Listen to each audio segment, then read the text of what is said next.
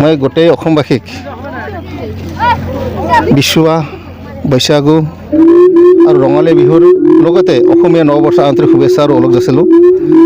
আমি সকলোৱে জানো যে এই নতুন বছৰে মানুহৰ জীৱনৰ এক নতুন বাৰ্তা।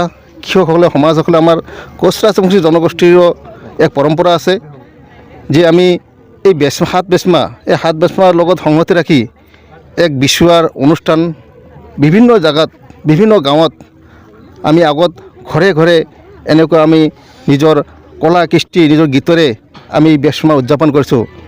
আজি এই বৃহত্তৰ খলচনীমাৰীত এই অঞ্চলৰ অগ্ৰজ ব্যক্তি বুদ্ধিজীৱী ৰাইজ বিভিন্ন দলৰ সংগঠনৰ একত্ৰিত হৈ পেলাই ইয়াত আজি অহা 27 এপ্ৰিল তাৰিখত বিশু আজি মঞ্চস্থ কৰিব, তাৰে আজি লাইখুটা স্থাপন হ'ল। এই শুভক্ষণত উপস্থিত হৈ মই নথৈ আনন্দিত যে কোচ ৰাজবংশী জনগোষ্ঠীৰ যে জাতীয় প্ৰাণৰ উৎসৱ বিশুৱা এই অঞ্চলত 27 এপ্ৰিল তাৰিখ অনুষ্ঠিত হ'ব। আমি সকলোৱে জানো যে কোচ ৰাজবংশীৰ জনগোষ্ঠীৰ কৃষ্টি কলা ভাষা ভূষা এক সুকীয়াভাৱে আছে। হয়তো আমি কিছু অঞ্চলত বঞ্চিত, কিছু ৰাজনৈতিক কাৰণত আমি বঞ্চিত হ'বলগীয়া হৈছে। নিশ্চয় যদি আমাৰ কোচ ৰাজবংশী জনগোষ্ঠীৰ ৰাইজে আমাৰ এই জাতীয় উৎসৱ জাতীয় সংস্কৃতি সমাজত আগবঢ়াই লৈ যায়, নিশ্চয় এইখন দেশে বা সমাজে এই কোচ ৰাজবংশীৰ কলা কৃষ্টি আঁকোৱালি ল'ব। আৰু এই বিশ্বৰ জৰিয়তে মই এটা অনুৰোধ কৰোঁ, অহা 27 এপ্ৰিল তাৰিখে আপোনালোকে এই অঞ্চলত আহক।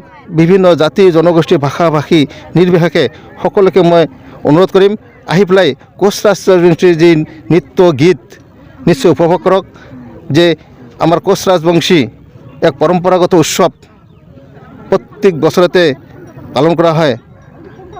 এইখন আহি পেলাই সকলোকে মই অনুৰোধ কৰিলোঁ যাতে আপোনালোকে আহি পেলাই এই বিশুৱাত আহি পেলাই কোচ ৰাজবংশী জনগোষ্ঠীৰ যি কলা কৃষ্টি সংস্কৃতি নিশ্চয় উপভোগ কৰিব।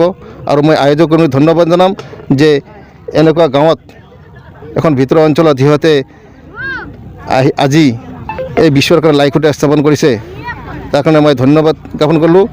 যাতে অহা 27 এপ্ৰিল তাৰিখে উলহ মালৰে আমি সকলোৱে মিলি এই বিশ্ব উদযাপন কৰিবলৈ পাওঁ। সকলো ৰাইজলৈ মোৰ বিনম্ৰ অনুৰোধ থাকিল, আমি যিটো আজি মানে লাইখুটা স্থাপন কৰিলোঁ বিশুৱা উদযাপন কাৰণে, গতিকে অহা 27 এপ্ৰিল আৰু 13 বহাগ যাতে সকলো জাতি জনগোষ্ঠীয়ে আমাৰ এই শুভক্ষণ অনুষ্ঠানত যাতে পূৰ্ণ সহযোগিতা আগবঢ়ায়, তাৰ কাৰণে মই বিনম্ৰভাৱে অনুৰোধ জনাইছোঁ ৰাইজক। আৰু ৰাইজে যেন আহি আমাৰ এই কাৰ্যসূচীখন পূৰ্ণ সাফল্যমণ্ডিত কৰে, তাৰ কাৰণে বিনম্ৰভাৱে অনুৰোধ জনাইছোঁ।